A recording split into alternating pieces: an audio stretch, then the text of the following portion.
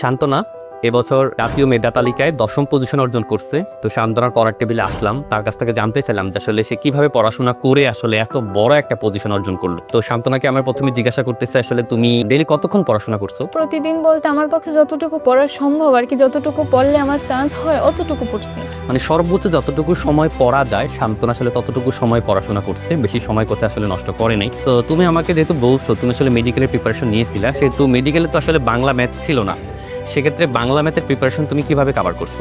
বাংলা ম্যাথের প্রিপারেশন তো ভাই আপনাদের প্ল্যাটফর্ম থেকে যে ক্লাসগুলো দিছে ওই ক্লাসগুলো আমি সবগুলো করছি। তারপর ম্যাথগুলো তো ভাইয়া খুবই সুন্দরভাবে সলভ করায়, বেশি সমস্যা হয় না। আর তারপর সিক্রেট সাজেশন বইতে যে ম্যাথগুলো ছিল ওইগুলো আমি নিজেই সলভ করছি, এতে আমার হয়ে গেছে। আচ্ছা, আসলে নার্সিংয়ের জন্য তো আসলে বেশি পড়া লাগে না, যেহেতু তার মেডিকেল প্রিপারেশন ছিল। সবচেয়ে গোছানো একটা প্রিপারেশনের জন্য আসলে নার্সিং পাঠশালা সহযোগিতা করছে। ম্যাথ, বাংলা সবগুলো সাবজেক্ট খুব সুন্দর করে সাজানো আছে।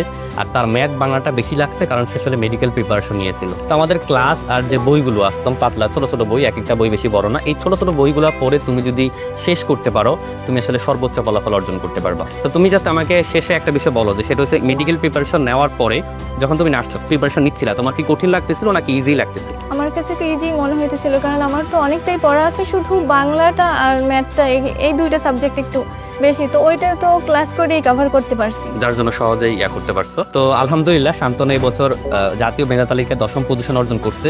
তো খুব বেশি প্যারা নেওয়ার কিছু নাই। যারা আসলে মনে করে দুইটা বিষয়, একটা হচ্ছে মেডিকেল পরীক্ষা দিয়ে ব্যর্থ হইছো, এরপরে মেডিকেল সেক্টরের কোনো একটা পরীক্ষা খুঁজতেছো, তাহলে একমাত্র অপশন হলো নার্সিং, এবং খুব সহজে নার্সিং প্রিপারেশনটা তুমি ক্র্যাক করতে পারবা যদি তুমি নার্সিং পাঠশালার সাথে কানেক্ট হতে পারো। আর আরেকটা বিষয় হলো তোমার আসলে ক্লাসের সাথে মানসম্মত বই দরকার, সবচেয়ে কম্প্যাক্ট নার্সিং এর জন্য যতটুকু দরকার ততটুকু বই দরকার। বাজারে যে বইগুলো আছে সেগুলো অনেক বড় বড় বই, অনেক অপ্রয়োজনীয় তথ্য থাকে, কিন্তু নার্সিং পাঠশালার বইগুলোতে শুধু নার্সিং এর জন্য প্রয়োজনীয় তথ্য থাকে। এই জন্য আসলে আমার নার্সিং পাঠশালাকে সবচেয়ে সেরা বলি। তো শান্তনা এবছর জাতীয় মেধা তালিকায় 10ম পজিশন অর্জন করছে, এর জন্য অনেক অনেক ধন্যবাদ। তার বাবা মা অনেক খুশি হয়েছে, আমরাও তার কাছে আসতে পেরে অনেক বেশি আনন্দিত হয়েছি।